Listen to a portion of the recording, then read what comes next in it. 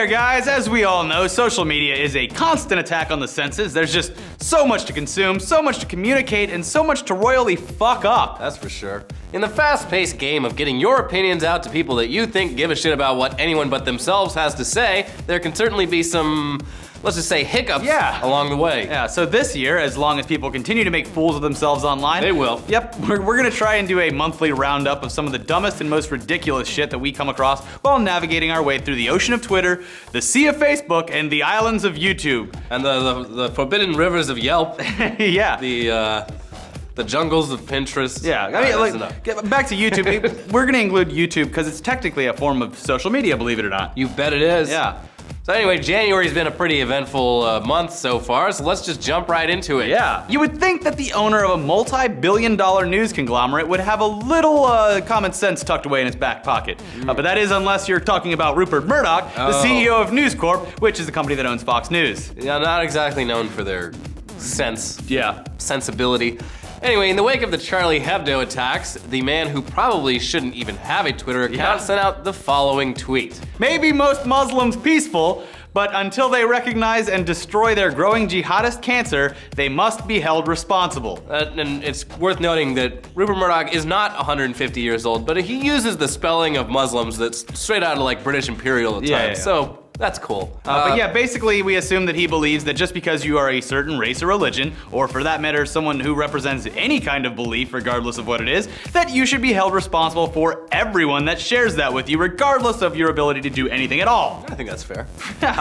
Well, comedian and all-around pretty awesome guy, Aziz Ansari saw this tweet and launched into him to set the record straight, sending out these tweets to his 5 million followers. Rups, can we get a step-by-step guide? How can my 60-year-old parents in North Carolina help destroy terrorist groups? Please advise. Are you responsible for the evil shit all Christians do, or just the insane amount of evil you yourself contribute to? Oof. He went on to say, you are Catholic, why are you not hunting pedophiles? That's a good question. Yeah. He also said, Rupert Murdoch is Christian, just like Mark David Chapman, who shot John Lennon. Why didn't Rupert stop it? Hashtag Ruperts Ball.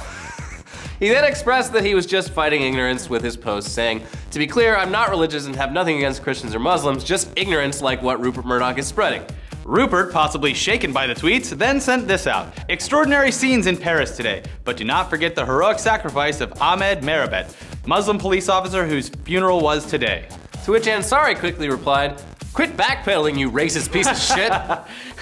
A few days passed and Murdoch finally apologized for what took place, saying, certainly did not mean all Muslims responsible for Paris attack, but Muslim community must debate and confront extremism. Ansari, of course, had the last laugh with, ha ha ha, you got forced to do a fake apology tweet, ha ha ha, you loser. Yeah. You have to love the discourse on Twitter, and backpedaling is always fun to witness, but the living, breathing version of Mr. Burns from The Simpsons isn't the only person who had to do some backpedaling on Twitter this week.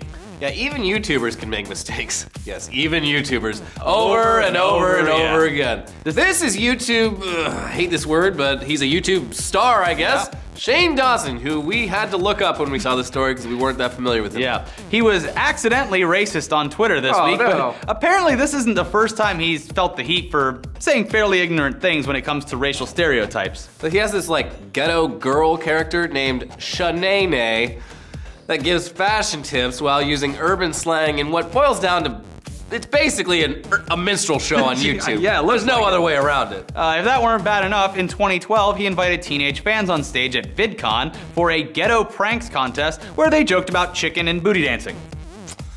If that weren't bad enough, in old videos that have since been removed from his channel, he straight up wore blackface in order to portray African-American characters. Yeah. He later apologized again and again, so there's that. Yeah. But cut forward to this week, where Shane took to his Twitter account, which has 2.3 million followers, and took a jab at ABC saying, first Blackish, now ABC is making Fresh Off the Boat. I can't wait for the wetbacks. Dear Lord.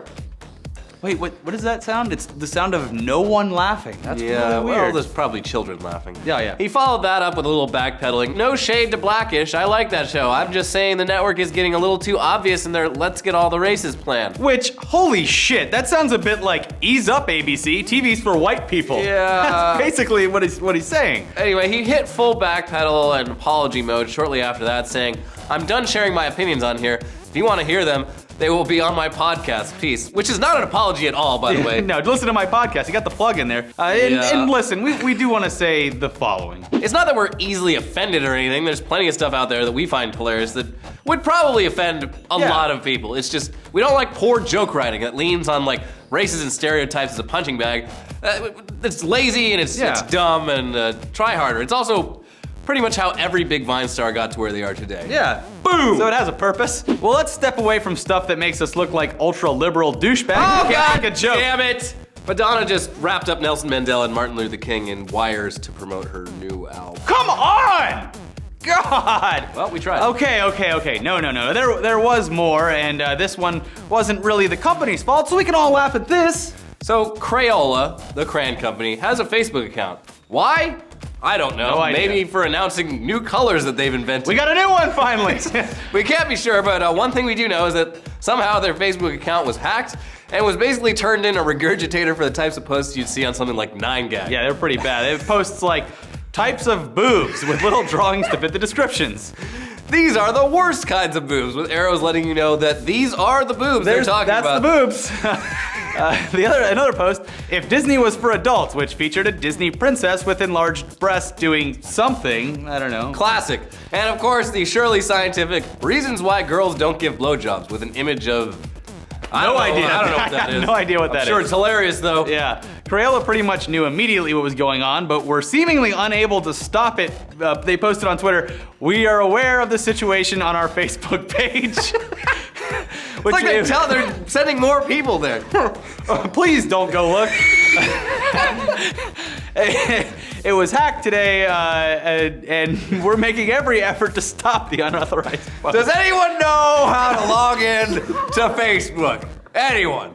We're a crayon company. we don't know what we're doing. We hired some kid fresh out of college for $8 an hour, and this is what happens. Unfortunately, for the most part, Twitter isn't really somewhere that parents hang out, so it's just us cool kids. Yeah. So their apologies probably fell on deaf ears, and like we said, sent way more people over to their Facebook pages than would have naturally. They did finally end up getting control back, and everything seems like it's back to normal on the fan page created for people who like crayons a whole lot. You know what? I just love those crayons. I wonder if Crayola has a Facebook page. I'm gonna go like it.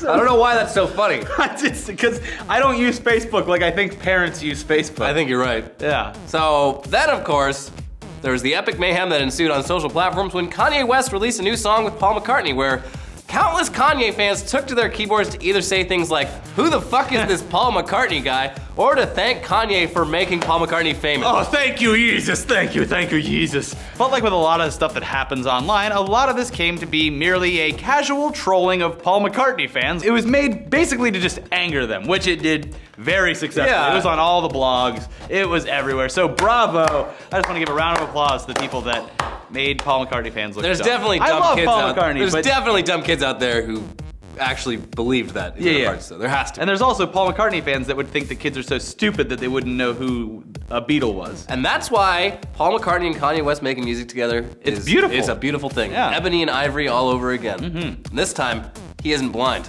And finally, let's move on to our favorite social media fuck-up of the month. It doesn't come from a major celebrity or a major corporation. It comes from a Connecticut car dealership.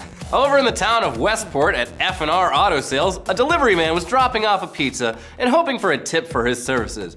But instead, he met a big group of assholes who made him come back to give them their money, and then argued with him, threatened him, and then joked about calling the pizza joint he worked at to have him fired. Real scumbags. But let's back up. Why is this so strange, and why are we talking about it on a social media failure show? So basically, the total that they owed for the pizza he delivered was something like $40. So let's say you didn't have $1 bills, you would give him $45 and maybe get some change back, unless you told him to keep it. Which you would do if you were a nice person.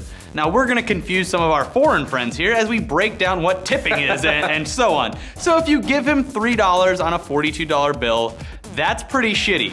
But that's not what they did. They gave him two $20 bills and two $5s, and for whatever reason, expected him to give them back all of the change. Do you see why this is stupid? Yeah. If I hand you... Here's a $5 bill, give it back to me. If you buy something for me for $3, and I hand Here's you two $5 fives. bills. Can I have one of those fives back? I mean, it just doesn't make sense. Yeah. Why would anyone It's give an someone applied an tip. extra $5 bill that you, for whatever reason, expect him to give straight back? It's moronic.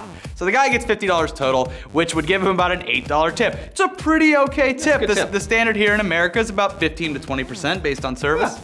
So he leaves, thinking that he got his tip, and then they call his manager and make him go all the way back and give them their change, including the $5 that they gave him for no reason. No reason at all. And then they argue with him. The woman threatens to kick his ass, and Yeah. they joke about how they're gonna get him fired. And this is all on camera. These Yeah. people are scumbags, right? But also turns out that they're also really, really stupid because they thought it was a good idea to post a surveillance video of this interaction straight onto YouTube, where they assumed people would laugh at the idiot pizza delivery guy. Yeah. Well, that shit fucking backfired real fast. Because when the internet caught wind of this, they clogged their phone lines, they attacked their Yelp and Google review pages, and I'm sure that the Postal Service is bogged down by how many people probably shipped them envelopes filled with glitter. Haha, it's a reference from something that happened this week on the internet. Yeah. Whoa, we're on Yeah. par with like At Midnight now. Let's take a look at some of the amazing reviews the dealership now has on Yelp, Woo! thanks to this experience. Went to F&R Auto Sales and was immediately assaulted physically. I wasn't impressed on first sight. It looked like the type of squalor a rat wouldn't even take a dump in. This one left by an actual pizza. Yeah.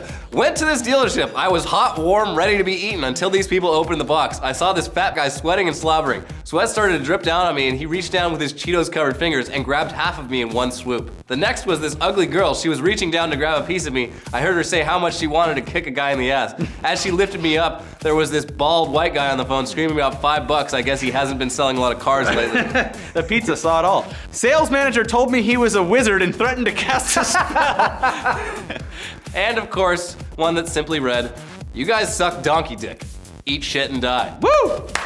That's amazing. So there's just a novel worth of responses on their Yelp and Google pages. Feel free to go check those out because they are thoroughly entertaining. And remember, don't treat people like shit. I think we've got 2015's Amy's Baking Company. Yeah, I think we do right now. I mean, I'm sure you had service industry jobs. I had service industry. I delivered pizzas. It's terrible. Treat people with some fucking respect. God. Or at least figure out basic math. Yeah, that'd be good too. Don't give money that seems like it would be a tip in anyone's fucking universe except for yours. Just don't do it. Anyway, guys, if you see any social media fuck-ups, send them our way. Our Twitter is @MachinimaETC. And if you want to follow either us for any of our potential social faux pas that we will undoubtedly unleash on the world, I'm Ricky for the win.